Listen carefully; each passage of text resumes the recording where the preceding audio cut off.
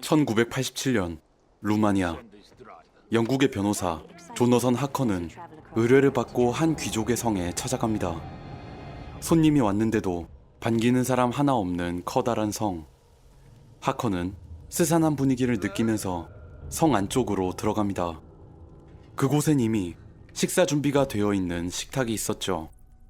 와인 한 잔을 따라 마시려던 그때 하커는 위층에서 누군가를 발견합니다. I'm sorry.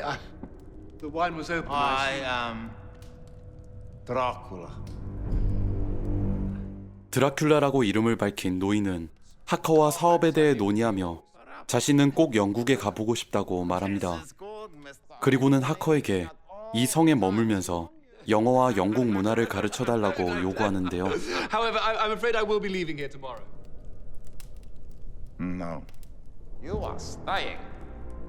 It has already been agreed. 드라큘라 백작은 하커를 데리고 복잡하기 짝이 없는 성의 내부를 보여주며 그가 머물 방으로 안내합니다.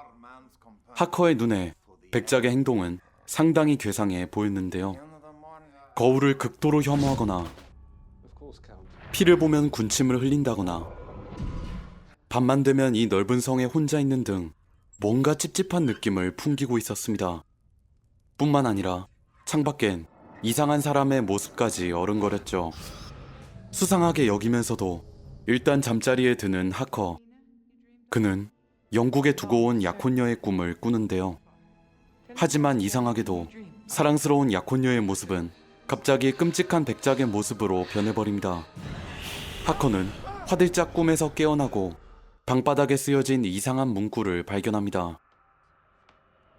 그냥도 아니고 창밖으로부터 거꾸로 쓰인 글자. 어젯밤 보았던 위층 사람이 쓴 거라 짐작하고 하커는 그 사람을 찾아 성을 돌아다니기 시작합니다. 그러나 아무리 돌아다녀도 그는 목적지로 갈 수가 없었으며 이 성이 매우 치밀하게 설계된 미로라는 걸 알게 되죠. 이대로라면 위층 사람을 찾기는커녕 성을 빠져나가는 일도 불가능했습니다.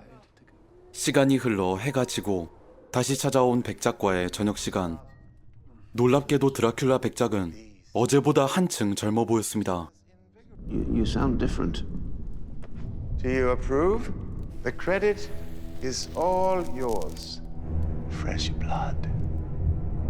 이날 이후 하커는 매일 조금씩 피로가 쌓여가며 그와 반대로 백작은 날이 갈수록 젊어져 갔습니다.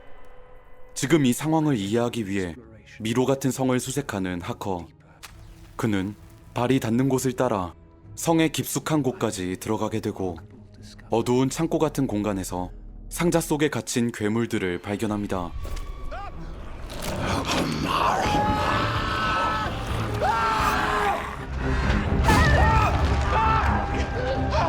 헐레벌떡 도망가던 하커는 웬 이상한 공간에서 잠을 자고 있던 드라큘라 백작과 마주칩니다. 정신을 잃었다가 다시 눈을 떴을 때 그는 완전히 달라진 백작의 모습을 보게 되죠. You look young. And I owe it all to you. 이제 노인의 모습은 전혀 찾아볼 수 없게 된 드라큘라 백작.